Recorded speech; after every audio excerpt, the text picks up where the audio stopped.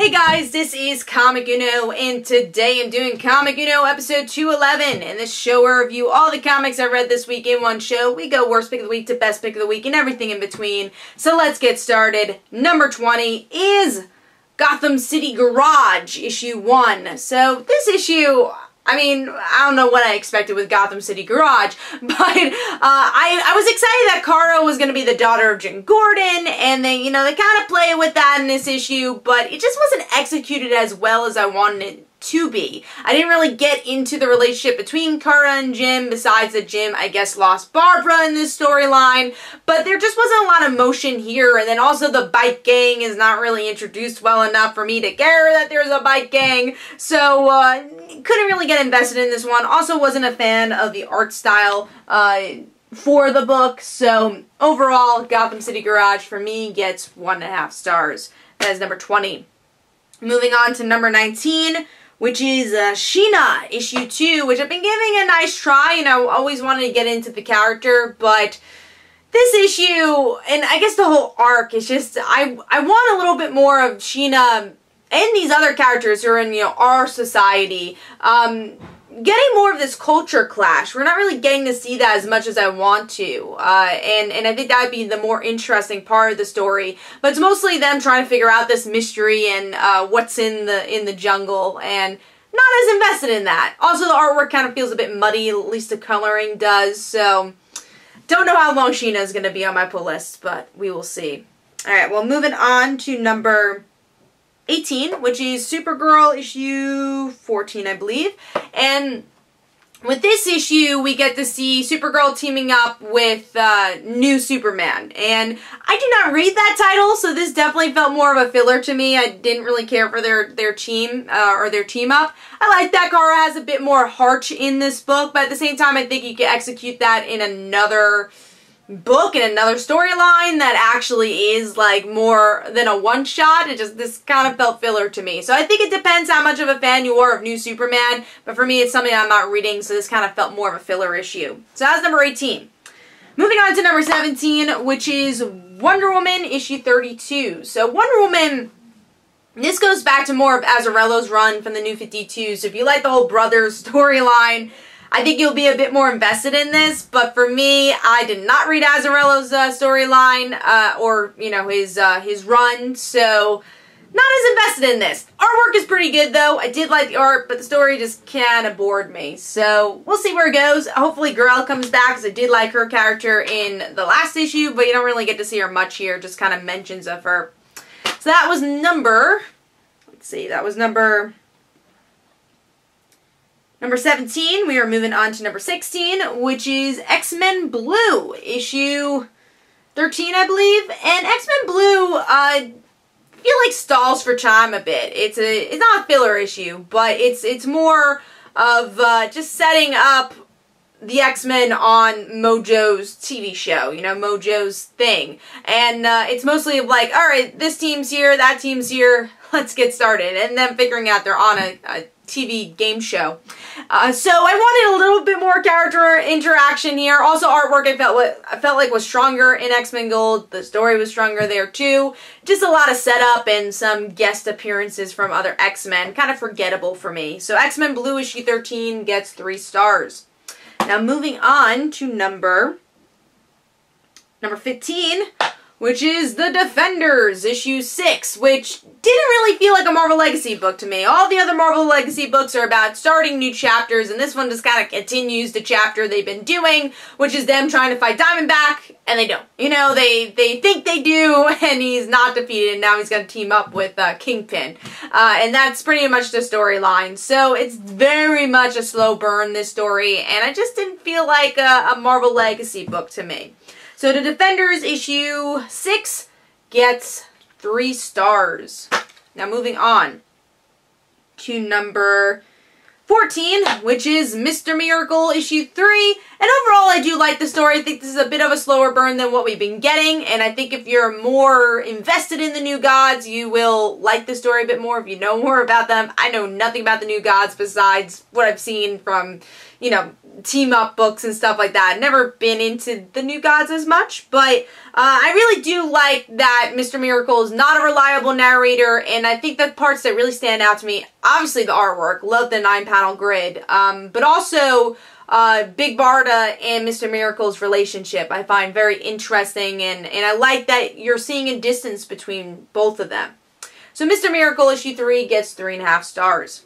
Moving on to number 13, which is Birthright, issue 27, and this story, I do like the people going after our family, the Rhodes family, so we get to see this family of assassins trying to get Mikey and his family, and we actually see them trying to get close to them, you know, not officially killing them right away, so it's another slow burn issue, but it was interesting, and I did like some of the dynamics played with here.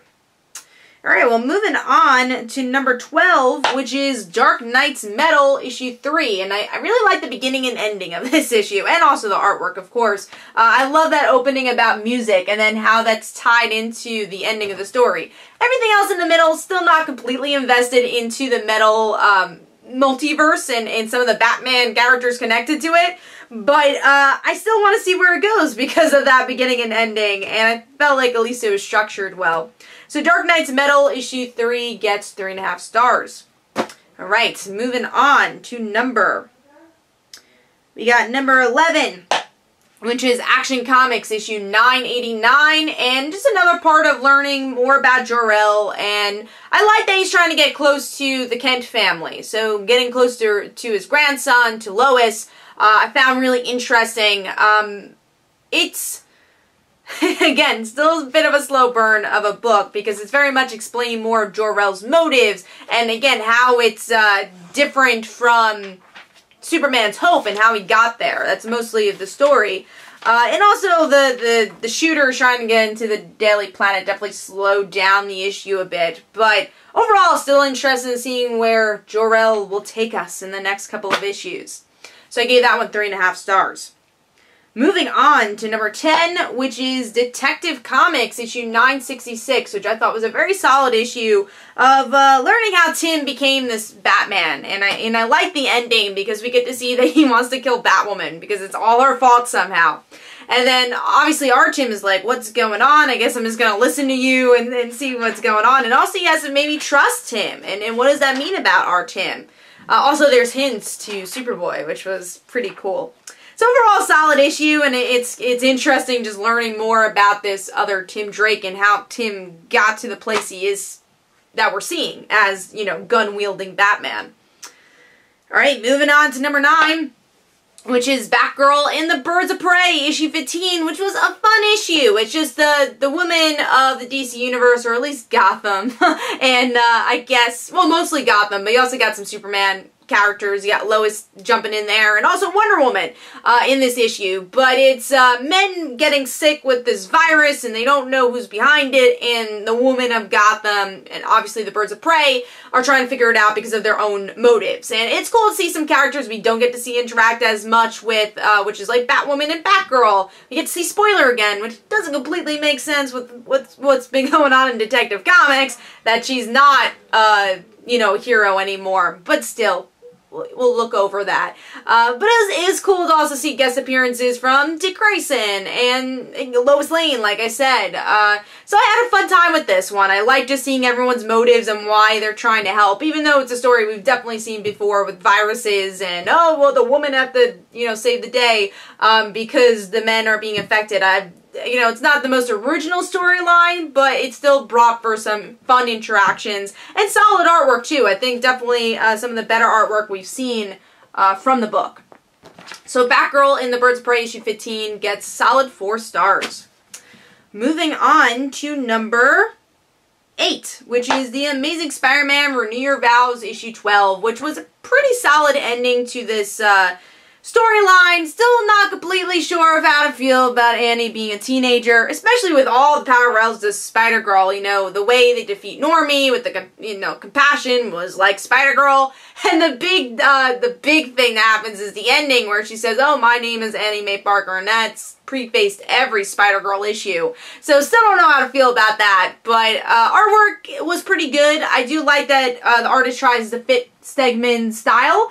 Some of the coloring, I think, is a little bit, it clashes a bit at times in the beginning, but overall art's not bad. And yeah, the story was fun, just seeing the Spider family defeating the Green Goblin in a different way, or at least the Goblin family in a different way. So I gave Amazing Spider-Man issue 12 4 stars. Definitely had fun with it, some good interactions here, even if it's a bit repetitive of things we've seen in the past.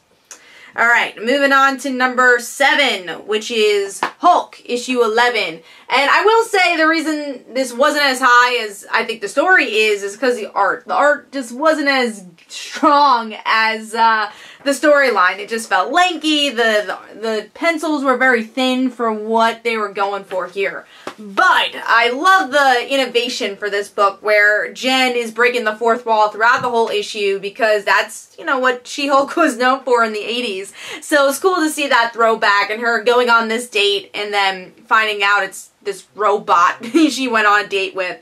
So it was fun. It was definitely just a one-shot filler, but I like that it's a call back to what She-Hulk was, especially leading us into Marvel Legacy. But again, the artwork could have been stronger. So Hulk issue 11 gets 4 stars. Alright, we are moving on to number 6, which is Superwoman issue 15. And this is a solid issue. I like Lana trying to figure out what's going on with her abilities and being anxious about it. Definitely follows what the beginning of this series was, that she had anxiety and she's still dealing with it. But I love her teaming up with Lois. I liked her conversations with Lois. And then we see that Steel is, being harmed. So Lana's really going to have to put her worries about just her powers and everything and just focus on Steel because their relationship has not been doing as well because of all the madness that's been going on. So, interested to see where that goes. And that's also nice to see, like, Natasha, Tracy, so we get to see other characters here, too, which I thought made for a nice ensemble for the issue. And definitely some solid artwork here, too. So, Superwoman issue 15 gets 4 stars, and that is number 6. Moving on to number 5, really happy to see this one so high, and that is The Amazing Spider-Man issue 789. And I really feel like this book is starting to go back to basics in some sorts, even though it's still keeping what it had with the Marvel Now stuff in Parker Industries. It brings back the supporting cast members, and then Peter being down on his luck. Don't know how to feel about the Mockingbird relationship, but I love the chemistry, at least friendship-wise, of the comedy in the beginning of this issue, where Peter's just staying at her house, even though they've only been on one date, and she's labeling all her foods, like, Peter can't touch this. And by the end, it's Peter saying, well, maybe I don't want to be Peter Parker anymore. I just want to be Spider-Man. I'm a better person there, and I could do more. So I thought that was an interesting thing, because it's always Peter, trying to find more time to being Peter. But this time he's like, no, maybe it's just better to be Spider-Man. So I thought that was an interesting twist. And artwork, I thought, with the, can never pronounce his name right, Eminem. I thought his artwork improved a lot with this book, too. Even, I felt like some of his work with the previous issues were a bit rushed, but I feel like here it definitely was cleaner. So I like that. And yeah, it was nice seeing some of the supporting cast members like Betty and just the Daily Bugle in general. It looks like maybe Peter will maybe become a science writer for the Daily Bugle. So a lot of cool stuff here that I enjoyed and I hope continues as Spider-Man goes on. I really was impressed with this one. So Amazing Spider-Man issue 789 gets 4 stars, and that's number 5. Moving on to number 4, which is Miss Marvel issue 23, which was a solid issue and good balance between Kamala's life and Miss Marvel. So Red Dagger comes to town, and he's actually a foreign exchange student at her school, and also obviously the superhero. And I like that it's Kamala dealing with the aftermath of Josh and not feeling like a confident superhero. So I like that, her just her trying to figure out her place in the world still. And we really still get to see those anxieties in this issue, especially as she gets help from Red Dagger. But it's also Red Dagger showing that you don't have to be a hero with just powers. You could be a hero just wanting to help. And that's going to bring us into our Marvel Legacy storyline where Kamala's gone and the people of Jersey City are going to take on her role. And I think Red Dagger is going to be beside that. So really interesting stuff here. And like I said, just a nice balance between Kamala's life and Miss Marvel, which is always a lot of fun. I do like the chemistry between Red Dagger and Miss Marvel. I think they did a pretty good job with that in this issue. So I give that 4 stars. And as number 4, moving on to number 3, which is All New Wolverine issue 25. And this was just a nice balance of family stuff. We get to see Dakin or Dakin. You know, his arm goes missing and Laura has to figure out what happened to my brother. But it's also her interactions with her sister, you know, with her clone, Gabby, which is always fun. I love Gabby's new costume. Artwork in general was really good for this book. So sleek and clean and just great action, great emotions. Facial expressions. But yeah, let me show you the sleek new costume for Gabby. I thought it fit really well, like Hot Topic Wolverine, sweatshirt, which I thought was cool. And I do wonder, you know, who are these orphans of X? Is it maybe the characters that were mutants, you know, back when, you know, there were lesser mutants and powers were being taken away, you know, way back when, a couple of years ago. So that could be interesting. Maybe that's the side of Orphan X. I don't know. Really interested to see where that group, what that group is. So, yeah, some interesting stuff happening here with the family. Even there is the opening, I think it was the opening scene with Logan. So we get to see even Logan in this issue of his sword being this revenge sword, but there was also a shield. So I guess Laura's going to be connected to that somehow.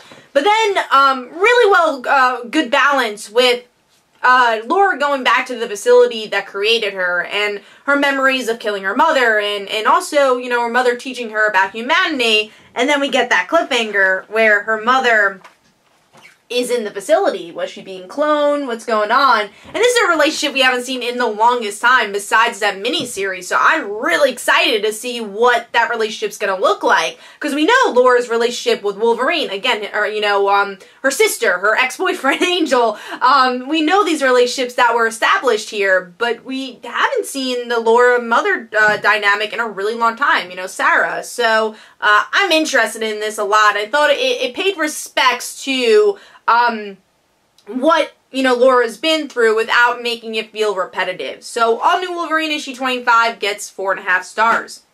Moving on to number 2, a book I've been really enjoying, which is Babyteeth issue 5. I love Babyteeth, and this issue, it was interesting to see our main character, you know, looking at her past, you know, seeing that she had a good childhood and just wanting a good childhood for her son, and she can't have that because there's assassins trying to get them, and obviously the family's still there in the forefront trying to help, but at the same time you question, because the narrations in the future, it's like, does the family survive? And then in the end of the issue we see one of these warlocks mentions, oh, well, we need to find a plane, and the plane's in flames, so do they survive that, you know? So a lot of interesting questions, but I just love the dialogue for this book and the character connections, even more than the world, even though the world is pretty interesting too. So Babyteeth issue 5 gets 4.5 stars, and that is number 2. Moving on to number 1, which is Runaways issue 2. I love this book. I love these characters.